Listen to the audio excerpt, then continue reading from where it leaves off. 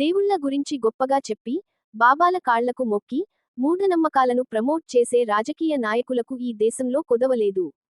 కొద్దిమంది నాస్తికవాద రాజకీయ నాయకులు ఉన్నప్పటికీ, ఆస్తికవాదుల మాదిరి బయటపడరు. ఎందుకంటే ప్రజల ఓట్లను ప్రభావితం చేసే విషయానికి అందులో ఉంది.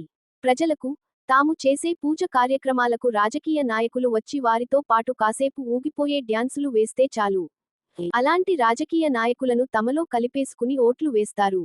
పలానా రాజకీయ నాయకుడు, దూరాన ఉన్న పెద్ద దేవుని వద్దకెళ్లి, సంప్రదాయబద్ధంగా మొక్కు తీర్చుకొని వచ్చారు, అనే వార్తలు, వీడియోలు, ఫోటోలు మనం ప్రతిరోజు టీవీలోనూ, పేపర్లోనూ చూస్తున్నవే.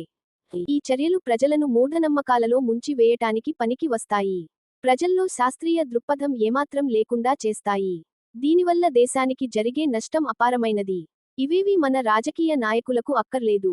వారికి కావాల్సింది ప్రజల్లో కలవాలి, ప్రచారం రావాలి. నీ వార్తను చూడండి.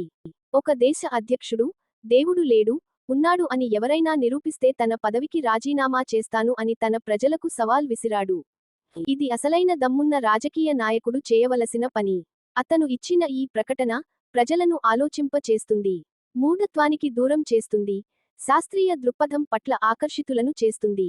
ఈ మార్పు కారణంగా దేశంలో గణనీయమైన అభివృద్ధి జరుగుతుంది. ఎప్పుడు పౌరులు విచక్షణతో మెలుగుతారో, అప్పుడు వారిలో విజ్ఞత పెరుగుతుంది.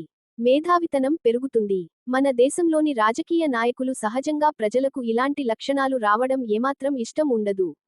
ప్రజలు తెలివిగలవారు అయితే రాజకీయ నాయకుల అక్రమ ఆటలు సాగవు కనుక, ప్రజలను ఎప్పుడు మూఢత్వంలో ముంచే ప్రయత్నం చేస్తారు. మిత్రులారా, దయచేసి సబ్స్క్రైబ్, లైక్, కామెంట్, షేర్ చేయండి.